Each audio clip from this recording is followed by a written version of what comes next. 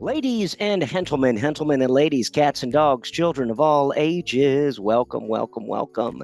You know who it is. It is the kid, Unc Just, the pizza freak, resonating at the pizza frequency. I love talking about pizza. I love making pizza, but mostly I love sharing pizza with people that I give a shit about. Yes, literally breaking bread with people that I care about. And I have a sneaking suspicion that you too, my friends, also resonate. It said pizza frequency, or why else would you be here? And where is here? Here we are. Slow Rise presents Science of Sourdough. I'm going to do that one. Science of Sourdough. I think this is part 5. My goodness. We've got Cameron from Levin Foods. We've had John Porter from Smog City. We've had Stephanie Swan from Modernist. We've had Gion from Giant Foods and Zach from Clark Street Bakery. We've had all these guys. And tonight, let's say it right, we have a Sultan of Sourdough, Eric Pallant. Hope I'm saying it correctly. Eric Pallant. Sorry, Eric. I screwed it up, I'm sure. Anyway, guys, we have a big presentation with a titan of the sourdough industry here that Noel has basically coerced to come hang out with us for the next hour. You know the deal. It's Monday night, 5 o'clock. You're hanging out with us. We are doing either office hours or Science of Sourdough currently. Next week, we will not be doing office hours. Next week, we will not be doing office hours. So make a note of it. Tonight will be a PowerPoint presentation. So please, if you're watching on your phone, go horizontal mode. Okay, so here's the deal. I'm not going to really be promoting attendees to panelists unless you have a really good question in the Q&A.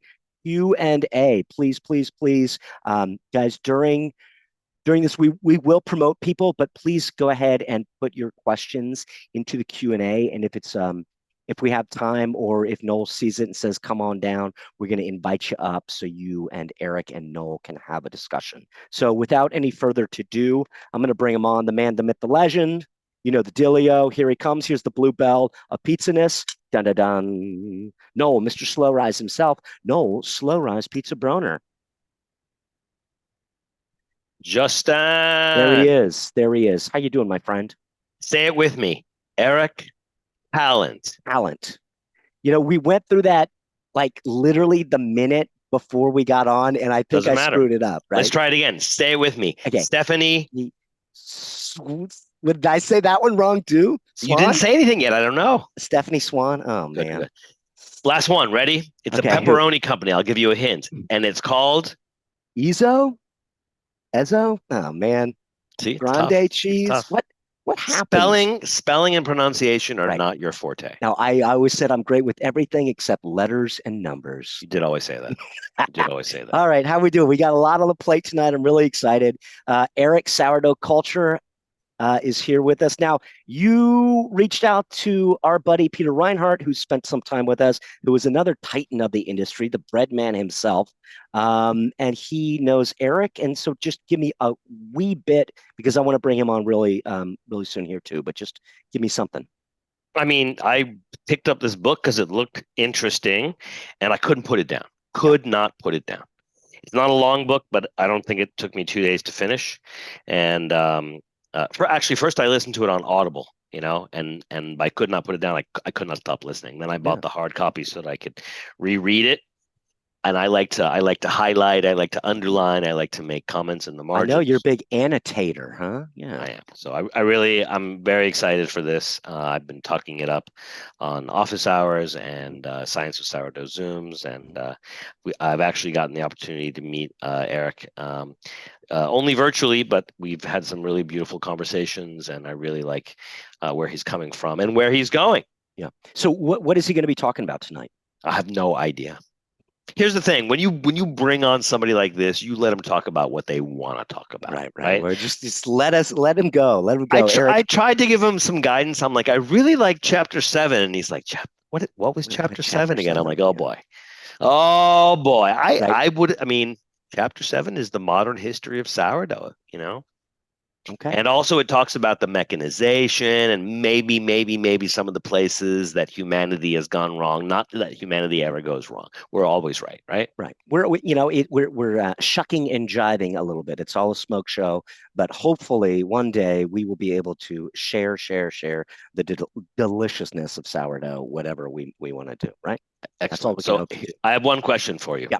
When are you going to ring the big blue bell of pizza-ness Yeah. for Eric Pallant? I let Eric, if you're there, come on down, my friend. There he is. Hello, Eric. Hello. Hi there. How are you doing? Yeah, it's great to learn how to pronounce the last name. I finally got it. I've been working on it forever, and now I got it. So perfect. Well, we're really excited that you're here. Noel, you're gonna have a little PowerPoint presentation and walk us through, and then Noel and you'll be doing a little sourdough dance here for a minute. If people do have questions, we'll try to lob them up to you guys, if that's all right, right? Sounds cool. Okay, well, enjoy. Thanks, everybody. I'll see you on the Q&A. There we go. Sounds good. Eric, how are you? Great. How are you doing? Excellent. Thank you. Where do we find you today? Nowhere.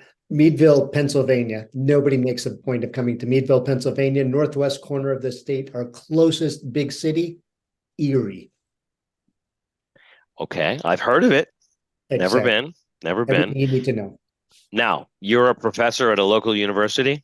Yes, I'm a professor of environmental science and sustainability at Allegheny College, which is actually a place worth checking out. It really is terrific. Then I'll put it on my bucket list. Yeah. How's the pizza there? You should let your listeners know that you and I are the graduates of the same small liberal arts college. I don't know if that's exactly true. I know that you graduated. Right. I did not drop out, but I went to another of the 12 sister schools, Connecticut College, and I was able to spend junior year at Wesleyan. Oh, it was an awesome gift because you guys have a great music program there, and there was a lot of I was studying jazz and classical music in college, so I was able to take piano lessons with some great people, and I was able to play the gamelan, and I was going to ask if you played gamelan. I mean, everybody plays gamelan. You probably played gamelan at Wesleyan, right? Yeah, right. But let's talk bread and pizza, right? Let's talk bread and pizza, although music and bread have a lot of parallels, but that's not why we're here today. So let's start with a few softball questions, and then we'll get into the hard stuff. First off, tell me about your earliest pizza experience. Oh, it's either Pepe's or Leota's in the suburbs of New York City, 1960s.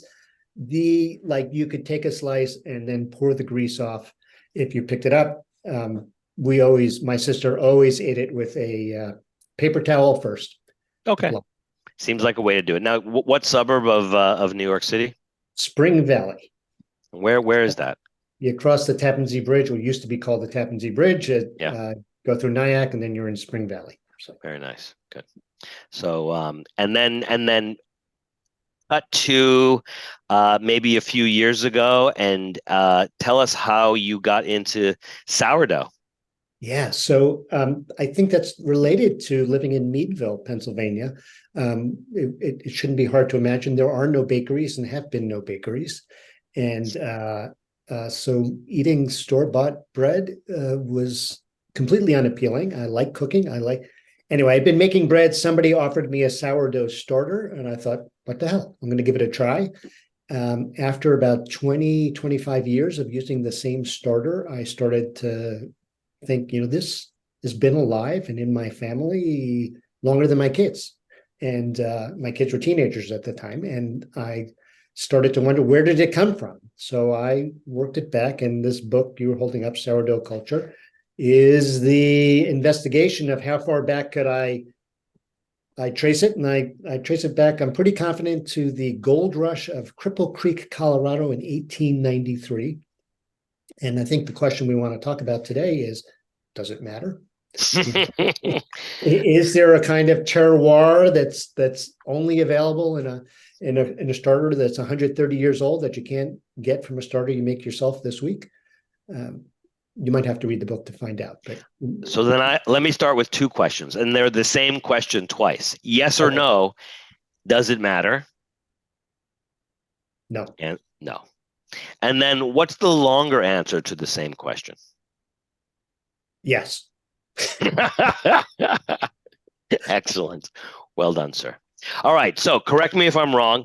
Yes. We're not going to go through the entire 6,000 years of sourdough I have to history. go watch one of my other presentations. Good. So Justin, do me a favor. You should have a couple of links to put into the chat. One is a link to Eric's wonderful book, Sourdough Culture, a history of bread making from ancient to modern bakers. So let's put that link in case people want to get the Audible or the printed version. And then as well, on the registration page, I found a really cool presentation that I believe you did with Peter Reinhardt, where you actually spend 45 minutes going through it. So for people who are interested in that, they can certainly watch it. I watched it twice. I thought it was full of interesting information. But let's talk about what you want to talk about, sir. Oh, that's very kind of you. Thank you. So here's my intention. I'd like to run very quickly through the ancient history of bread, which is where good bread was when it was made by hand with real ingredients. When it changed, we're going to nail down the date and why bread changed from something really wonderful. And aside, I use bread and I'm going to use pizza here somewhat interchangeably. That the basis of a great pizza, in my opinion, is a crust. You've got to have a crust, and the development of a great crust uses the same principles and the same ingredients as bread. So I'll go interchangeably there, and then so what's going to destroy good bread is going to destroy good pizza. I think at around the same time, or not soon. Not longer after.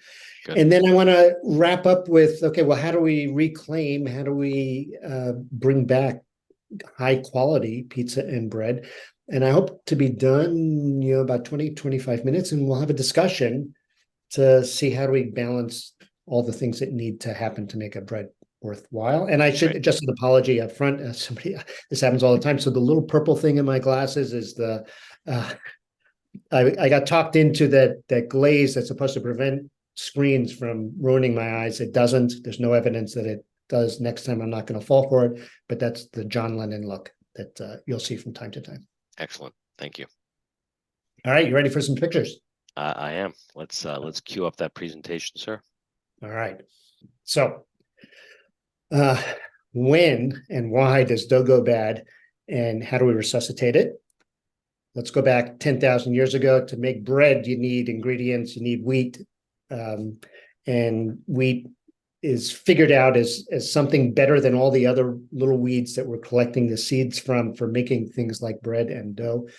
About 10,000 years ago, the first breads were somebody's porridge that had been eaten for probably 2,000 or 3,000 years, nothing but porridge. Somebody leaves a porridge by the side of a fire. And that porridge solidifies. It doesn't just solidify, but it springs. We get some up in spring, and it's lighter and tastier, and the kids love it. And they're going to say, "Ooh, Mom, could you make that again?" And the neighborhood kids are going to. Anyway, those are the first breads. They're flatbreads. Again, they're pizzas. They're pizza crusts or something like that. And about 3,000 or 4,000 years after that, around 6,000 years ago, is the best evidence we have, is that if you leave a bowl of porridge out, especially in the Middle East, where wheat was native, you leave flour and water out in a climate like Egypt's, it's going to start to bubble in a day or two days and rise in the container that you have it. And that is sourdough. And you guys, you've done half a dozen already presentations on the science of sourdough. So I won't go into that in any length, other than to say for 6,000 years, that's the recipe. You take some of this magic glop called sourdough, you mix in flour, water, salt isn't absolutely necessary, but when you forget it, you know it. It tastes terrible. So a little bit of salt, and you repeat every day for 6,000 years, and nothing changes really until, from ancient Egypt, when we have sort of written down recipes in the hieroglyphics of the old tombs. That's the Instagram of the day. That's a bread. Let's put that up on the side of the tomb. Nothing changes really from then until the Industrial Revolution. And I'm going to point the finger at Great Britain, not so much that the British are worse than anybody else with respect to bread, but the Industrial Revolution really gets its start in England. And I went to England to sort of learn about that. And so here's the gist of what I want to get to today, because Neil said, all right, we don't need 6,000 years of history. Let's talk the last 100 years, right? So we got a sourdough bread on the left, or a sourdough crust on a pizza, and then we have this thing that everybody recognizes on the right as Wonder Bread. And here's the question, right? How did Great Britain really ruin good bread? And I love this, right? If you go for high tea in England, you're going to get this insipid white bread with the crust cut off for good reason, right? And these little tiny sandwiches. I mean, there's a kind of classiness to it, but it's not great bread compared to other good breads, right?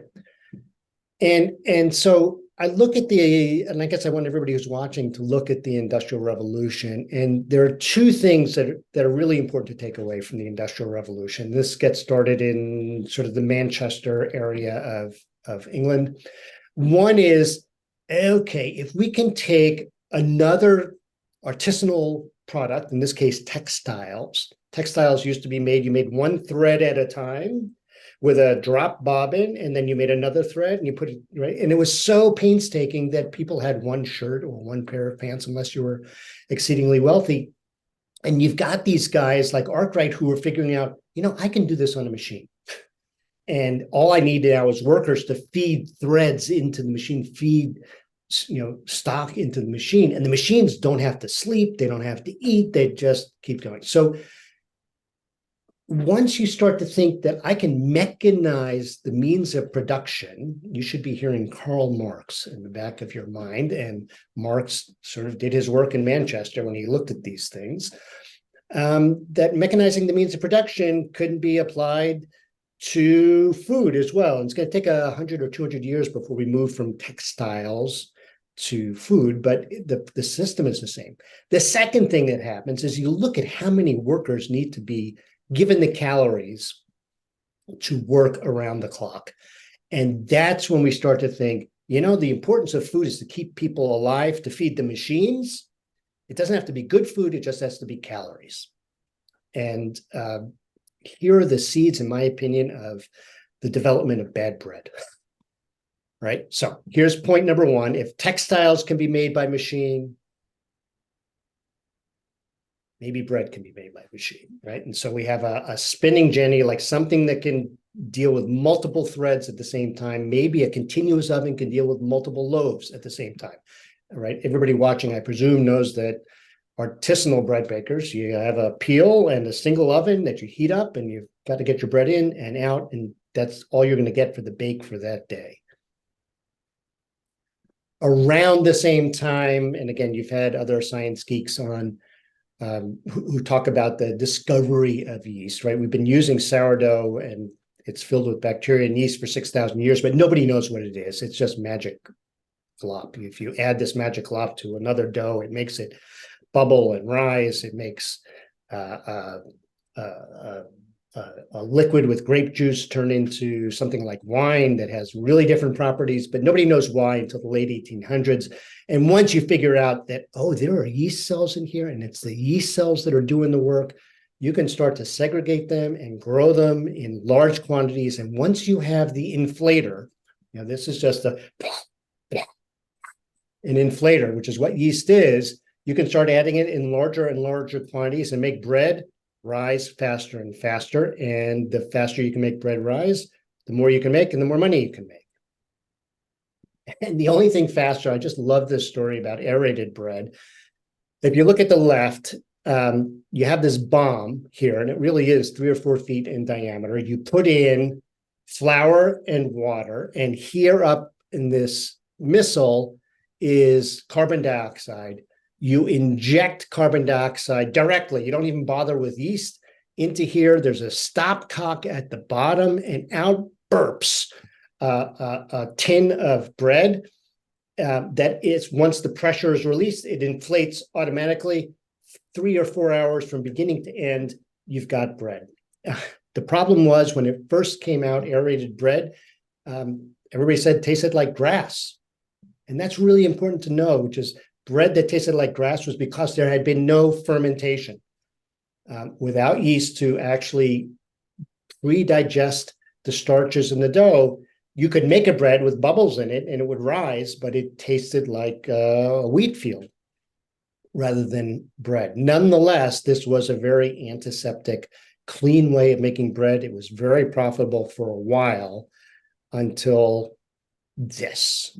Okay, so here's the answer to the first question, which is the date in which we can say pretty much for sure that good bread is going to be on the way out, that sourdough is on the way out. And this is called the Chorleywood bread process, invented in Chorleywood, England, 1961.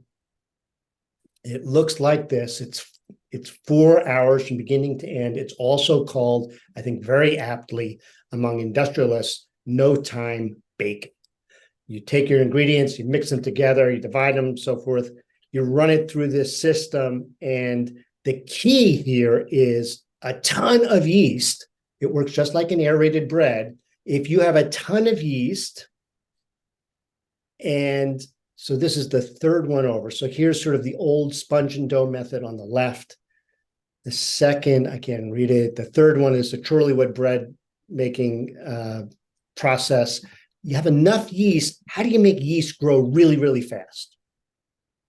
Give them a lot of sugar. So now we're starting to add high fructose corn syrup in order to get the yeast to explode in populations, in order to inflate bread in no time.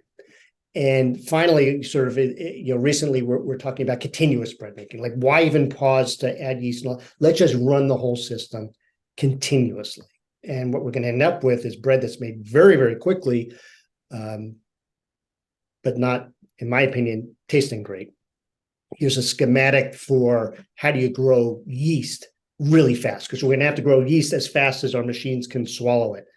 And let's put all those things together. And now we've got the American Bread Factory here running hundreds of thousands of loaves through a day. We have dough mixers that are pushing around hundreds of pounds of dough with such force that what you're looking here on the right and left of this dough mixer is ice baths, that the friction of the rotator here would raise the temperature 60 or 70 degrees if it wasn't for an ice bath. And so in 3 minutes, you can knead the dough, but we're going to have to change the dough. I'll show you that in a minute in order to withstand that kind of power and stretching. And this picture just, I don't know, it makes me gag. It really doesn't appeal to me, is the turning out of the dough from one of these machines. And this is what Americans did with the Chorleywood bread process. You can see that the second ingredient is high fructose corn syrup, followed by honey and molasses. That's all to feed yeast. And the object here is to get the yeast to inflate bread like a balloon. And then the rest of the ingredients are stabilizers, because the dough would rip under those kinds of conditions. We have dough conditioners and dough strengtheners and special ingredients for yeast nutrients and so forth. What we've done is we've changed dough to fit machines. And there's a purpose behind all of this, which is like you set up this bread factory where stuff runs around the size of a football field.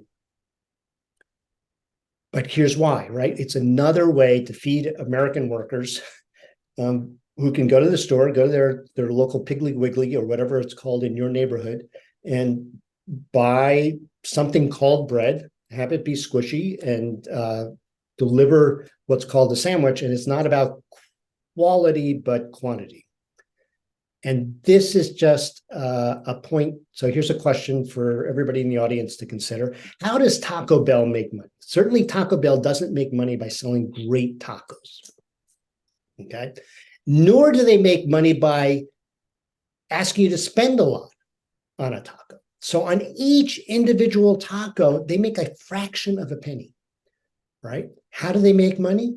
By selling millions and millions, right? So you can make money by selling one or two products at a very high price, or the way Taco Bell does it, and I would argue the way the bread and increasingly the pizza industry does it, If we make a ton of these and just a very small markup, and people will buy them because they're cheap and they're inexpensive, and we're using economies of scale, we can refuel workers. I love this image, right? We've become a group of people who don't even sit down to eat. We eat while we're driving, and here we're refueling ourselves, and it sure looks like a gas station to me. And I think this is why we've traded in good quality bread for good quality profit. And you can understand that I think that's a mistake. I imagine most people can answer this question pretty quickly. Like how, I'll tell you what, I bring classes to my local Walmart and I ask them, go find how many different places in Walmart you can find pizzas and how many different kinds of pizzas are they? You want to guess? No, what do you think? How many kinds of pizza in Walmart? 10. I don't know. Yeah, close. There are about 150 different things that are called pizza in a Walmart. 150 different things. Some Walmarts have as many as 200. And the number of ingredients is almost always over 100. You mean in each item?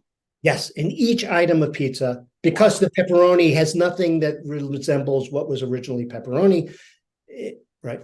So you're talking about, this is what I'm looking at here. I've been in these factories. They call these the protein dispenser. It has nothing to do with food. It's the protein dispenser. And you can go to buy anyway. I'll get off my soapbox for a minute, get on a different one. And these are the questions I want you, if you're watching, to write down or make a mental note about, because I want to ask you to think about this, which is like, how do you make pizza slowly and profitably? So you could do it by making a 3-day or a 5-day rise on a pizza, but it's hard to make money that way.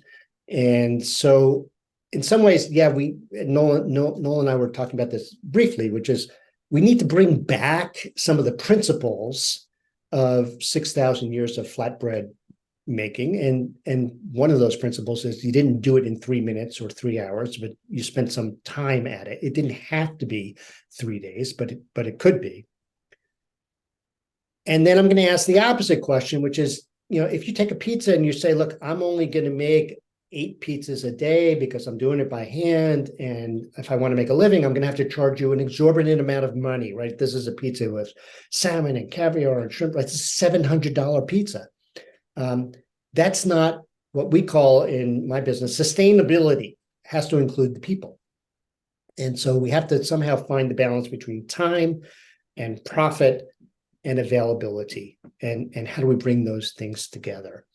And so I belong to this group, but most states have a chapter. And what I like about it is it doesn't have any rules or secret handshakes. Like anybody who wants to make bread or pizza to help fight for the issues that matter to them can join up. And then here's just my opinion, and then I want to get off this and we'll have our discussion, which is, to me, real bread or real pizza is about community. I think it's meant to be shared. This is my brother-in-law from California who comes in every year, and we bake for a week, making his first pita bread. And then this is what I do in the classroom, which is I took a bunch of, not just freshmen, but this is the defensive line of Allegheny College, and showed them how to make a sourdough bread. And you can see a good reason why our record is what it is, as dismal as it is, that they're much better bread makers than they were as defensive tackles. But they loved it, right? This was their first chance to actually learn how to do that. And then I am out. I know a little quickly, but got some questions for you, and I hope others have questions for me. And as we say in New York, let's talk. Excellent. So let's see. I see there's a few questions in the chat. Paul Osher, if you're there and you want to ask your question about yeast, maybe Justin can promote you. I don't know if you know how much yeast is in, for instance, a loaf of Wonder Bread. I've read articles that said as much as 10% of flour weight.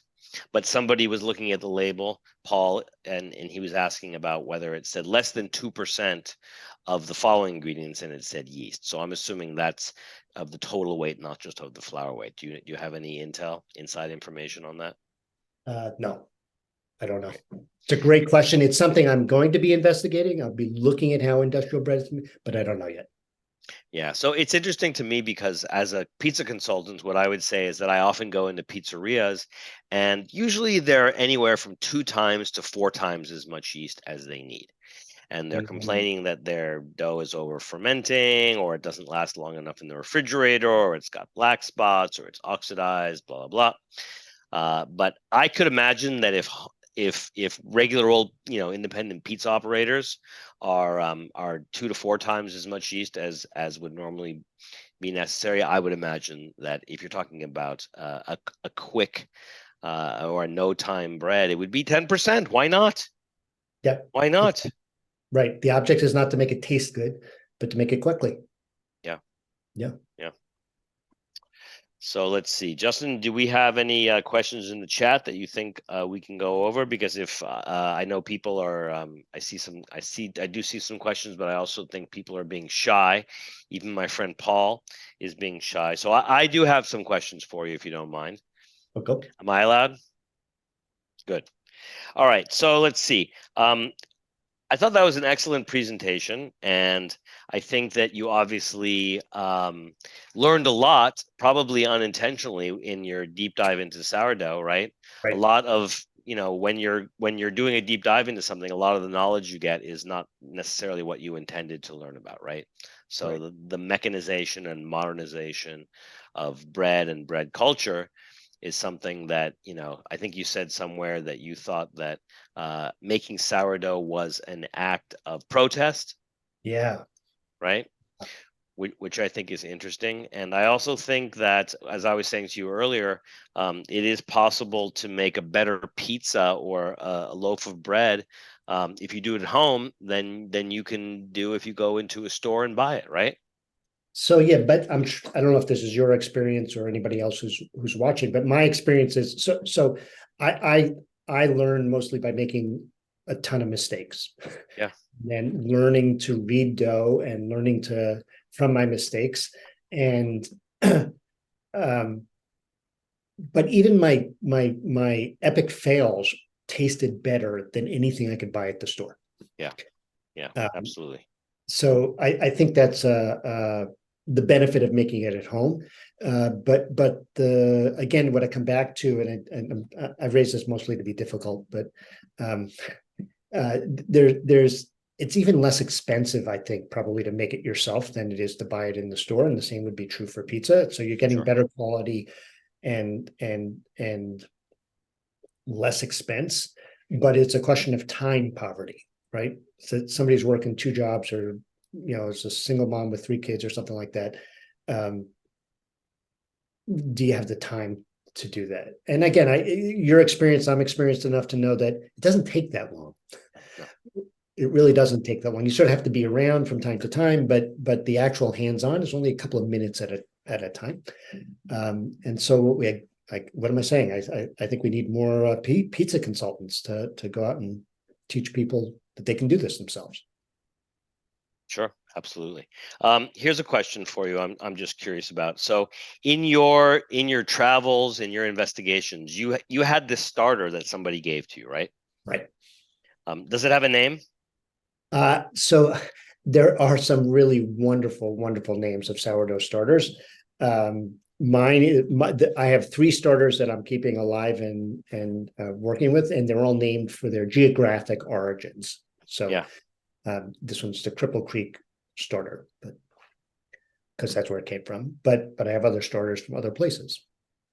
Now, I know in my travels, or in my learning, there's been a lot of myth busting, and that wasn't really the intention, right? So in your travels, to what extent do you find that geography plays a role in how a starter looks or smells or tastes or performs? The answer to all these questions is it depends. Yeah. It depends. some starters, and I think if you treat them well and take good care of them, you keep them healthy, tend to most of the really good bakers feel like they're pretty constant. That the communities stay the same, the flavor tastes the same. I find with Cripple Creek that I can pretty much taste a Cripple Creek starter when I give it to somebody, and if they keep it active. On the other hand, my kitchen is not a sterile microbiology lab. As we say in my house, you can eat off the floors because there's enough food on the floor to eat off of. And so all that schmutz, all that disgusting stuff sort of falls into starters. And there's also the strong possibility that they change over time. And so the answer is, well, I don't know, maybe. Does it matter? I don't know, maybe. Understand. I'm just curious. I know that when you had the opportunity to go visit Rob Dunn and Aaron McKinney, you got some pretty interesting information, and we were discussing it earlier. I don't know how good your memory is and if you remember what they told you, but some of the stuff that Cameron has been explaining to me and has been presenting on some of the past episodes were pretty interesting. So I wonder if you care to go over just this one simple point. I don't know if you have your book in front of you. I've got page 244 that I'm looking at, but I remember when I was listening to your book, and she has like a poster or posters on her wall, and she was explaining that if you started your sourdough with a white flour compared to a wheat flour, different things would happen with the populations of yeast and bacteria. Is that something you feel qualified to just summarize for us, so people maybe who missed it might have a little bit of information or less disinformation? Yeah. I can explain it, but it's not going to help. Give it a try. In that white flour has bacteria in it, and they will start to grow. But the yeast, if I'm remembering correctly, sort of have to get there, and the yeast take a while. Yeast are much larger than bacteria.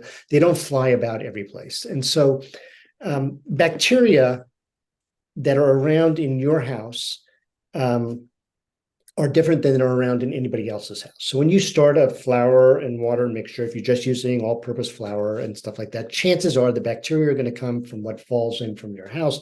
And what Aaron McKinney would say is it matters a great deal if you have a lot of plants and no pets, or a lot of pets and no plants, that there are different bacteria living there based on what's around in your environment. What I find really fun is that yeast are on the plant itself. So what they did is they did some experiments where they made up a whole wheat starter, and they said, okay, what bacteria and yeast are in here? And the yeast that are in there were a certain species. And then they went out to a wheat field and took a wheat plant with the seeds on it and pressed it onto their plate of agar and grew up those petri dishes. And the outcome was that the yeast in the field were identical to the yeast in the starter made from whole wheat, which tells us that yeast cells in the field survive the milling process, stay alive in the bag of flour, and are rejuvenated once they are in your house and given water and fresh flour. And as we were discussing earlier, the Aaron McKinney's just come out with a new paper, a new research paper this week, which again, I think just adds confirmation to this, that depending on what kind of flour you use, you're going to get a different colony of yeast because they came from different fields with different things living on those plants in the fields. And if you're always using amaranth flour, or you're always using rye flour, you're always using wheat flour of this kind of variety, you're going to get this colony of bacteria and yeast growing once they're back in your kitchen. I hope that was clear. I mean, it's clear. I mean, one of the things I think she was getting at was that, let's say you have a white wheat flour, right? White wheat, okay. Right, as opposed to a whole wheat. You're or a white flour. The bran and the germ and everything is getting removed, and I'm assuming a lot of the pests and a lot of the micro bacteria, and yeast is also getting removed, right? Correct. Exactly. So what survives and what doesn't in the process, where if you're only using white flour? I think what doesn't survive is yeast, and what does survive is bacteria. And it doesn't matter so much because there's going to be bacteria in your house. There's bacteria every place, right? If I just boom, I've got a handful. So the bacteria survives, but the yeast doesn't, and so that white flour might be more likely to pick up the whatever yeast is in the local environment, right? Exactly. And the opposite seems to be true for the whole wheat, right? Right. Yeah. I think that's interesting. I did a tasting for Evan Funky at his new restaurant in Beverly Hills this weekend, and I did a sourdough tasting for him, right? And he was asking me all these questions, and I didn't want to disappoint him, but a lot of my answers were, well, it depends, right? And so much of the time, myself included, we want the quick answer so we can understand it, right? But I think one of the reasons that I'm doing this Science of Sourdough Zoom is so people begin to understand a lot of the ways that these different factors are connected, right? So here's the part I really love about this, which is we aren't ever going to really know how important the community, because we can't do the experiment, right? Yeah. If I have a starter and I give you my starter, yeah, and say, does it change because it went from Meadville, Pennsylvania to California? What else changed, right? Yeah. You have different communities in your house. You have different temperature in your house. You're using different flour in your house, right? I would have to check all of the species that are alive in my starter before I give it to you, all the species alive in your starter once it gets there, and have to do it every day for a week and a month and a year and stuff like that. And it's too expensive. And even if it changes, we don't know what the variable was that changed it. Yeah. And I always come back to, like, does it matter? No, I mean, great bakers, great pizza makers work with what they have. They learn to speak and converse with their yeast and their dough and their wheat and their flour. What matters is if you get my Cripple Creek starter, is that it's 130 years old. You get to own the stories that come with it, but I can't guarantee it's going to taste like my bread or your bread or anybody else's. Yeah. I'm looking here at again, chapter 7. There's so much I feel like we could do 3 or 4 classes out of chapter 7, but yeah, we did a Science of Sourdough Zoom with Stephanie Swan from Modernist, and you brought her up. You brought up Modernist cuisine because apparently they did a study where they said that, hold on, it's not so black or white here. It's a lot more fluid. And I think you used the analogy of sourdough starters being like big cities, right? Is that something you can expand on a little bit? Yeah. So I think of it as they're communities, right? They're little microscopic communities, so we can't see the individuals. But we can say, like, if I ask you, like, is New Orleans different from Los Angeles? You can say without question, there's a different vibe going on in New Orleans, in Chicago, in Detroit, in Paris, in Jakarta, right? But those cities aren't stagnant, right? Neighborhoods turn over. Yeah.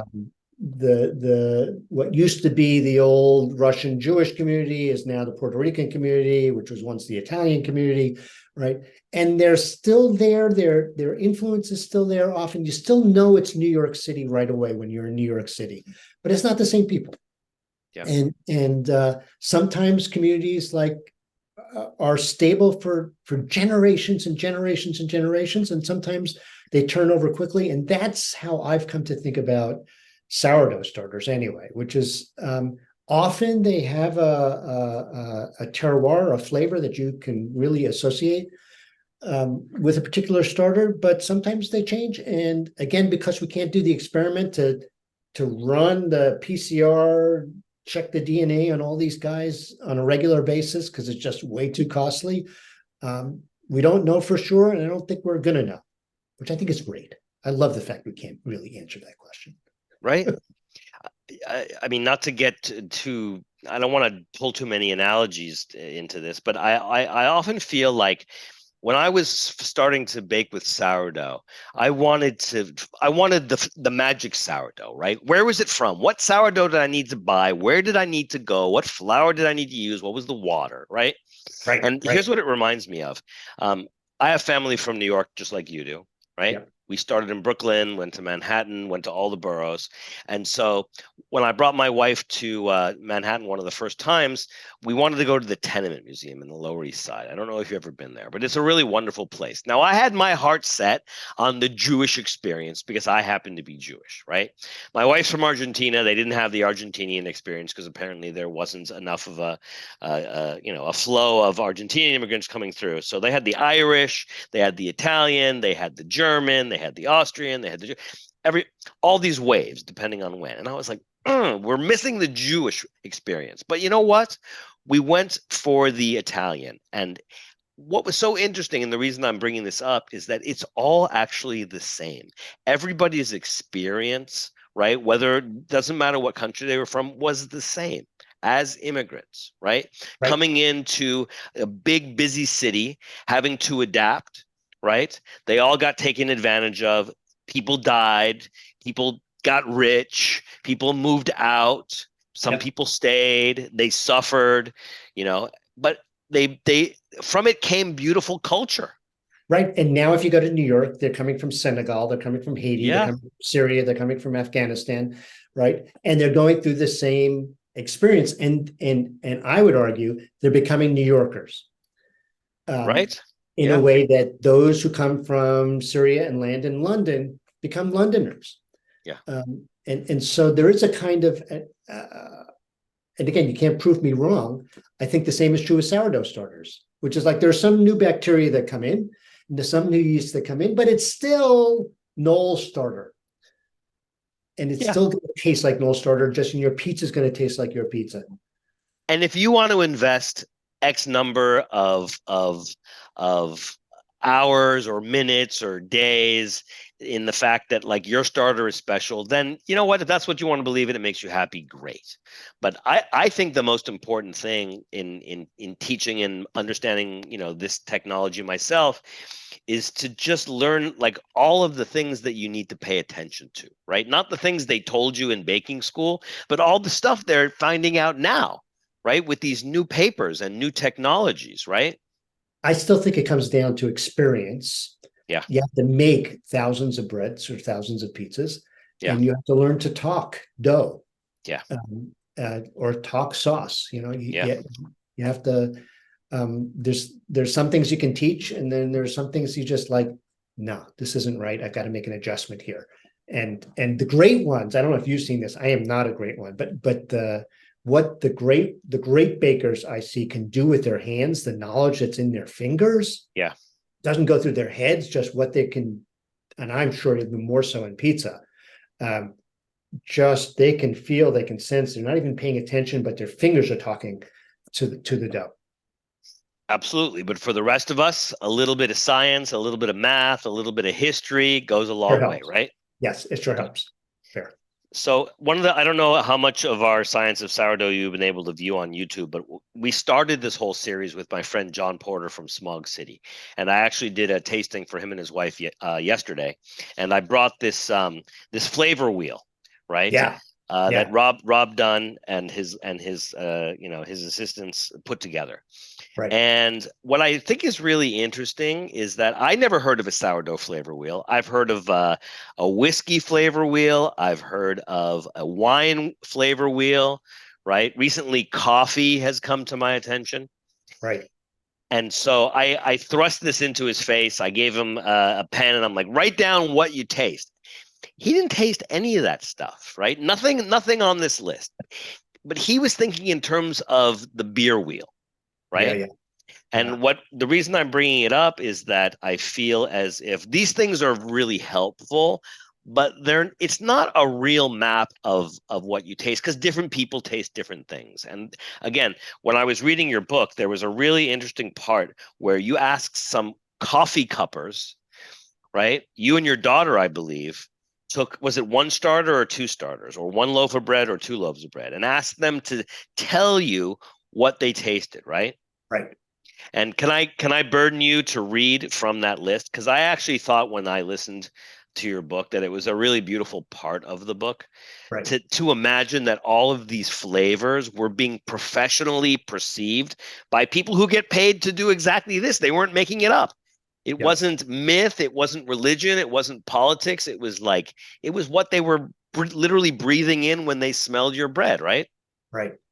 Right. So this is what my daughter calls a bread experiment. And this bread experiment, we made 8 distinct loaves, varied we used the same recipe, but used slightly different baking techniques for all of them. You know, some were in a Dutch oven, some were in a regular oven with just steam. We used 2 kinds of whole wheat flour, blah, blah, blah. And we went to these to our local, it's more than a local roastery, and you know, they ship all over the country, and they're very proud of their tasting skills. And so it says here, we took our loaves to some professional coffee tasters at Happy Mug Coffee Roasters. Happy Mug's employees regularly travel the globe for what are called cuppings, and cuppings are, you might get 250 different cups of coffee in front of you, and you taste them like wine tasters. You taste them, you spit them out, you write down your notes and so forth. They might taste 100 or 200 coffees at a cupping and judge varieties, elevations, farms, modifications in post-harvest berry fermentation and roasting temperatures. We told them how each loaf was prepared and asked them for tasting notes. And what we got back, they sampled each of our breads, wandered their shop deep in concentration. They told us that they could taste clementine, mud, clarity, marzipan, earthiness, freshly cut grass, sawdust, toast, nuts, smoked jerky, mild sweetness, tart finish, apple cider vinegar, satisfyingly bitter crust, snappiness, subtle bitterness, fresh mustard, tart yogurt, cream, milk, buttermilk, sweet cream cheese, blue cheese, cherry, cranberry, grape, apple, potato, banana, acetic acid, caramel, sour cream, sharp cheddar, brightness, session beer, flatness, consistency till the end, and fermentation.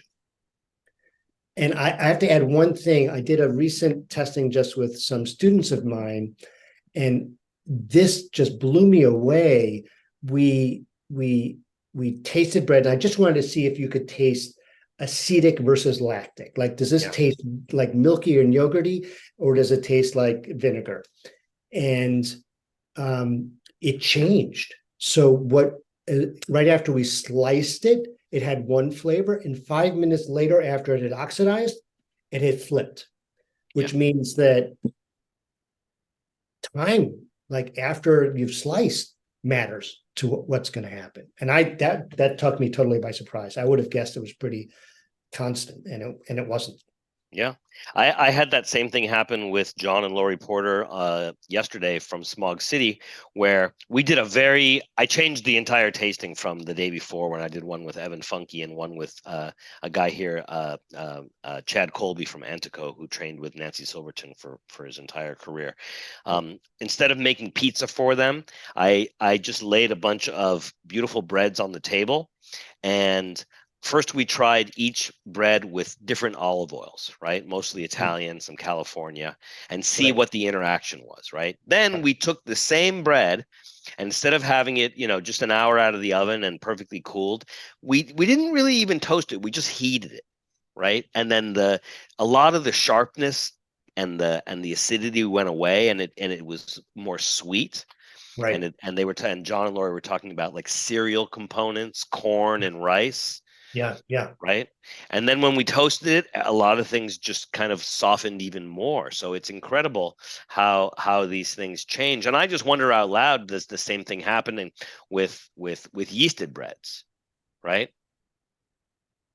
To a degree, it may be, but I feel like these things are really amplified because of the bacteria and the wild yeast. But I just thought about it, right? When you do wine tastings, right? There's a timing thing. Of course. When it interacts with the atmosphere, things are going to change. And I never thought about that, but of course, it makes sense. And my friend John Porter, who I consider a super taster, he did this thing where he arrived hungry. He specifically didn't eat lunch, but he didn't have a bite of bread for 20 minutes. He was just smelling everything, and he could taste so much by smelling. Right. Right. Right. And here's a guy, he doesn't smoke, right? He undersalts all of his food, right? He eats a lot of fresh vegetables. He doesn't eat any processed foods, really. Whatever's processed is processed only by fermentation, you know? Yeah. So for me, it's like when you talk about the culture of sourdough, I feel like part of the culture is these interactions that we have, right? So that to me is what I've concluded is, in the end, it's about people as much as about microscopic organisms and the science of them. And the science is fascinating. Yeah. Don't get me wrong. It's just as we like I think, as we said earlier, every 10 minutes something new is discovered. But it's the stories of who we are as a people and our relationship to these little microscopic organisms that I think is just wonderful. Beautiful, beautiful. So we put a link in the chat to this aroma wheel. Yep. That was done by Rob Dunn's lab. I don't know if anybody can see it, but I'm just looking at my own version here, and I think they do a really interesting job. Where first they take like these kind of like more macro aromas, like veggie, chemical, fruity, sour, fermented dairy, right? And then they break them down, right? So let's just take fermented dairy. You've got lactic acid, you've got yogurt, you've got matured hard cheese, you've got buttermilk, you've got sour cream, right? Yeah. And it was really fun to do this tasting yesterday with the wheel because everybody tasted things differently. And so like John Porter, he was the first one to taste buttermilk, right? I didn't taste buttermilk, but then he was describing it to me in a variety of ways. And after a few different descriptions, and I was trying to breathe it in, I got it. I thought I was tasting yogurt, but it turned out that it was buttermilk, right? Because I don't actually drink a lot of buttermilk, so I didn't understand really what I was tasting. So I think these things are extremely helpful. Bodily smells, on the other hand, the list here is sweaty feet. I don't know if I want sweaty feet on my salami sandwich, but some people do. Vomit, fart, urine, right? I remember the first time I did a proper wine tasting and somebody said to me, cat pee. I'm like, cat pee? Yeah, it's one of the things that you should smell on a proper Sauvignon Blanc. Wet grass. I grew up across the street from a golf course. I know what wet grass smells like. Every morning of my life smelled like wet grass. So when I get wet grass in a let's say I don't know, a French Chardonnay, I know it. But the other thing that's so interesting too is that sometimes you get it on the nose, right? Sometimes you can taste it in your mouth. Sometimes you get it on the finish, right? Not to be too uppity and drink Chardonnay with my pinky sticking out, but I do think this is part of the fun of learning about sourdough and fermentation, because the mind helps the taste buds, right? And I would add that to taste something, you have to slow down again, which is you're not just shoving food in. Sure. You have to take some time, and that is it's something I have to work hard at when I eat. Yeah. To not just shovel, but to pay attention. And sure. And I think that's a worthwhile practice to remind myself. You know, beautiful. Yeah, I like that. So Justin, are you still there? Cameron, are you there? We're approaching the 6 o'clock hour, so I just wanted to bring you guys back and begin to wrap things up. How's it going? It's going great. I see Cameron turned his hat around. That's bad news. What's going on, Cam? How your boys doing out there? Don't ask. Not great. Game 7. We're going to game 7. There you go. Good. This has absolutely been so inspiring. You know, I love, Noel and I talk, and this, obviously the slow rise, the turtle slowly rise, but I feel like that's the great metaphor. And the two things that, in my little pitch, the pizza frequency, it's all about that community, and I feel like with the sourdough, what we're talking about, which I found really interesting, is how the community really kind of doesn't dictate, but it adds to it and it inspires it. And I love how the metaphor kind of, like a dough rises and falls a little bit, depending on where you are and what you are. And, so I don't know. Cameron, did you have any like fun questions maybe for Eric? I mean, I feel like you're diving into some of this stuff that Eric's been talking about. Like he's saying, you gotta do the science on this end, So, did you have any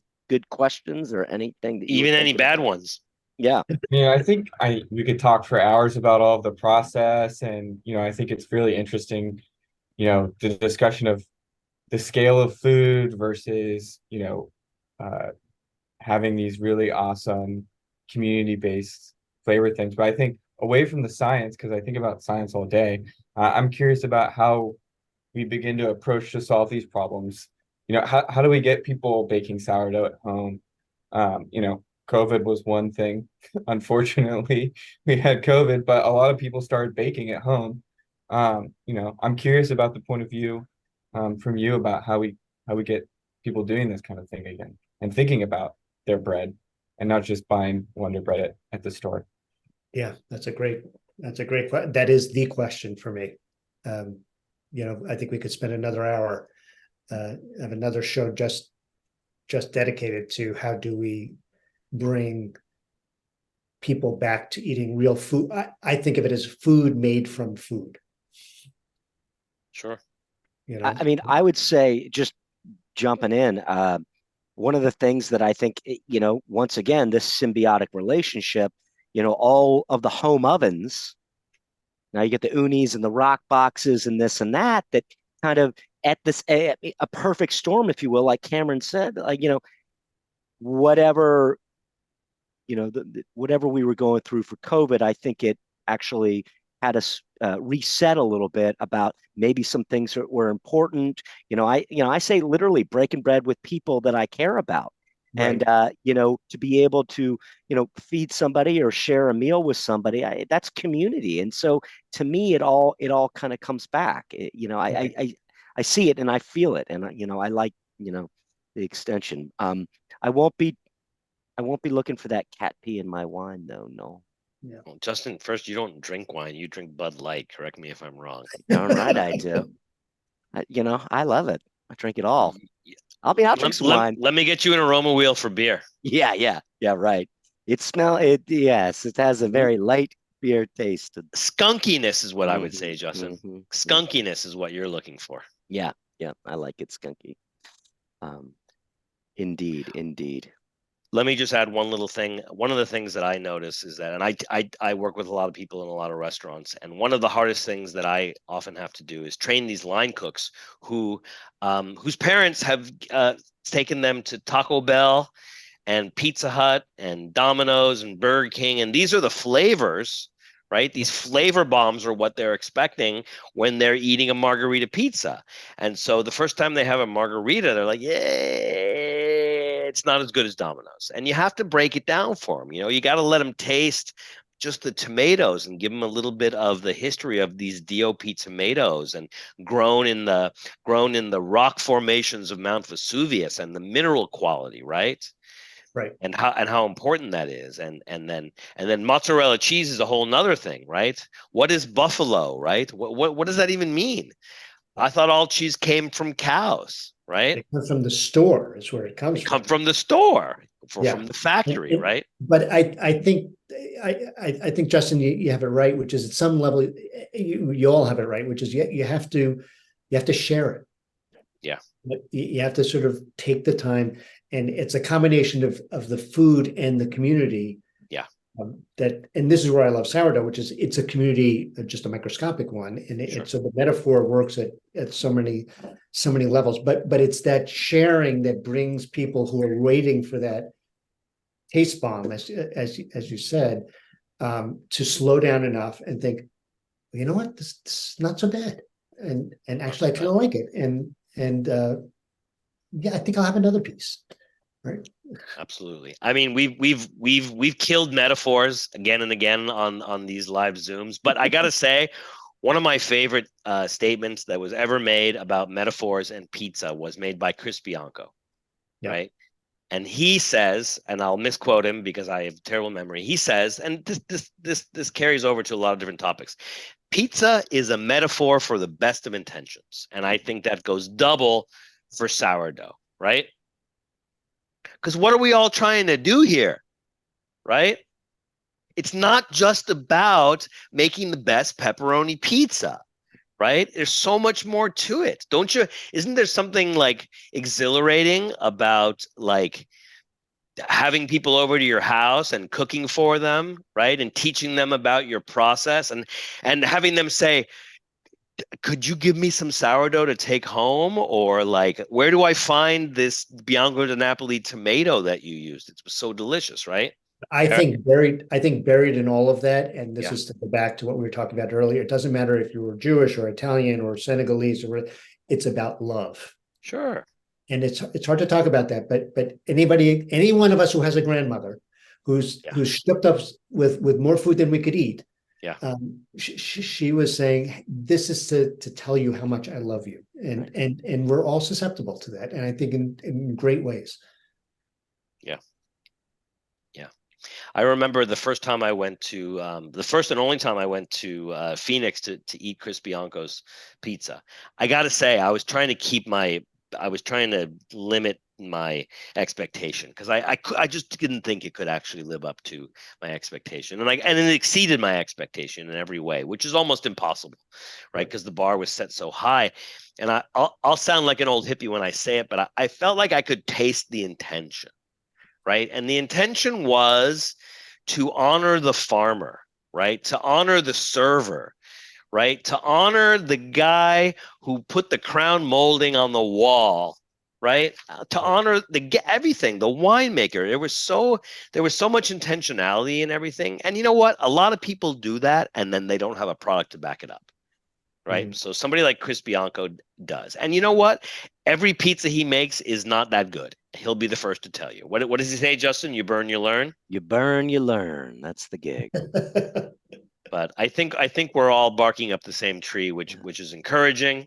And I feel like there is I think that this whole sourdough thing is I think the culture and the community that is being built around it is awesome.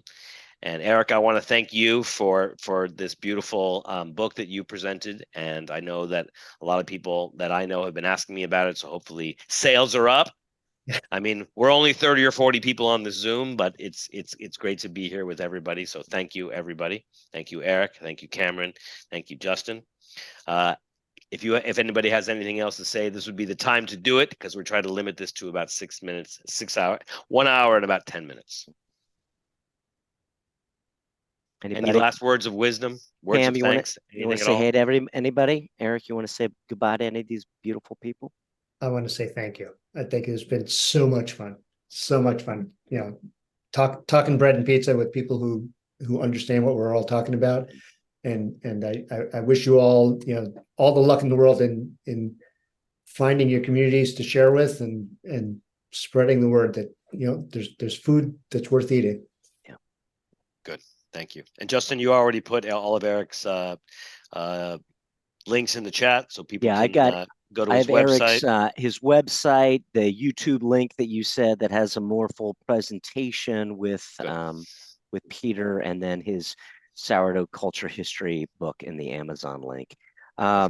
Guys, you know, this is why we do this. This is why we do this, the Science of Sourdough. This is why you know, Slow Rise has been having free office hours, because it is about a community, right? Yeah. That's the whole gig. And you know, I always say, in crust we trust. You know, pizza to me, it's all about, and I think Eric, you know, you kind of echoed this a little bit. It's all about, and Noel and I used to joke about this, it's about the found day dough. Whether it be people or pizza, if you don't have a solid foundation, you can't really build upon it. And so I think that the wonderful idea of like having a sourdough and nurturing this and then wanting to share it with other people, really, like Eric was saying, it brings the love and you spread the love. Love goes in the food and you share it with people. That's why I always say the pizza frequency is about, you know, sharing and making and baking and basically spending quality time with people that you care about. And